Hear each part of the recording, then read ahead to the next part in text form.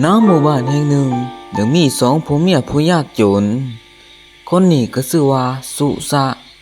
และอีกคนนี้ก็ชื่อว่าเจ้ยพวกเขาทั้งสองได้ใช้ชีวิตแบบบ่มีหยังกินเพราะผัวของเขานั่นขี้ยานมาแต่เกิดบักสุสะไปหาหน่อไม้กูกินแน่บ่กูย่านผี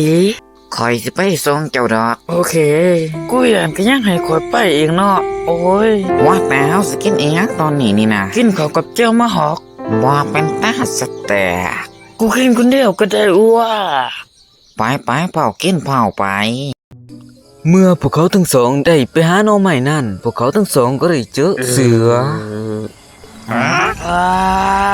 กูไปอยู่เลยเด้อกูย่านเสืออย่าน้อย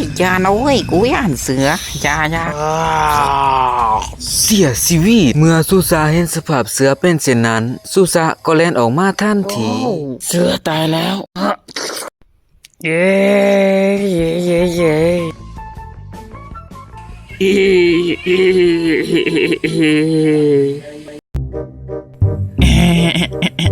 อีเจ้ยเจ้าคือแกงแท้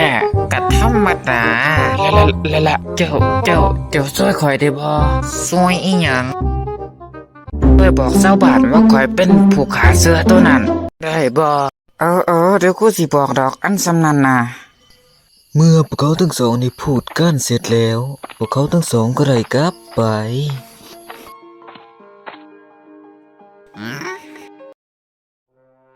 อีเจ้ยเพ่อขาเสือตัวนั้นนะคือสมาเก่งแท้โอกาสมาปุ๊บปั๊บข้าจะไม่มีคนเว้าว่าขี้ย่านอีกต่อไปนั้นเนี่ยต่อคนที่อีเจ้ยบักสุสะนี่แหละเป็นคนขาเสือตัวนั้นว้าวคือคนบ่เต็มใจว่านี่พยากูตี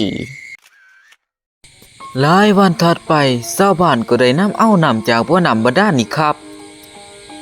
จากบ่อน้ำสร้างนี่ครับแต่ทันใดนั้นก็มีงูยักษ์ตก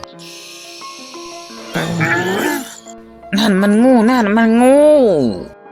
แล้วเราสิกินน้ำได้จังไดล่ะไม่นะขอจะหิวน้ำเมื่อเห็นสิเป็นสภาพเป็นเช่นนั้นชาวบ้านก็ได้แตกแยกกันไปจากนั้นผู้ใหญ่บ้านก็หงุดหงิดว่าจะเฮ็ดแนวใดพ่อใหญ่เฮาสิเฮ็ดจะได้ละบาดนี่จังว่าเด้อ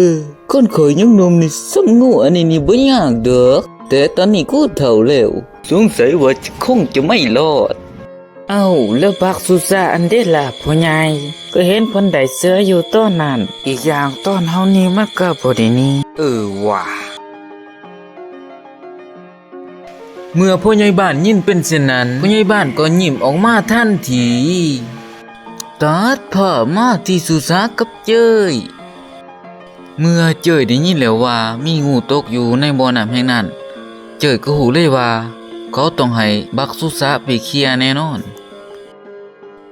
บักสะมึงตายคักเตือนี่มึงตายแน่นอนบักสุสะเอ้ยก็สิตายได้จังได๋วะก็คือบ่ได้เฮ็ดหยังผิดนี่ชาวบ้านก็ฮู้จักหมดแล้วว่ามึงเป็นคนฆ่าเสือตัวนั้นดังนั้นแล้วเขาสิเฮ็ดจังได๋ล่ะเดี๋ยวมึงจะต้องมีคนมามีคนอยู่บ่ม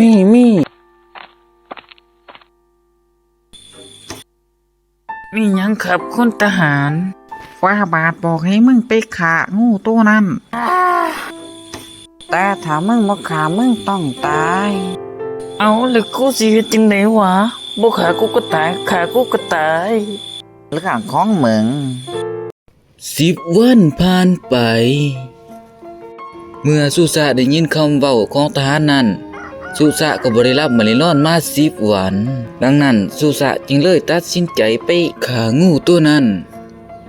ทันใดนั้นก็มีเงาไม้ตกจากแต่ทึ่งต้นไม้นั้นครับเขาจึงได้ตกใจแต่ก็ตกลงครับว่านั่นบักกูสุกูบ่ได้ตกลงแต่กูบ่ทันตั้งตัวงูโปรดติดตามตอนต่อไป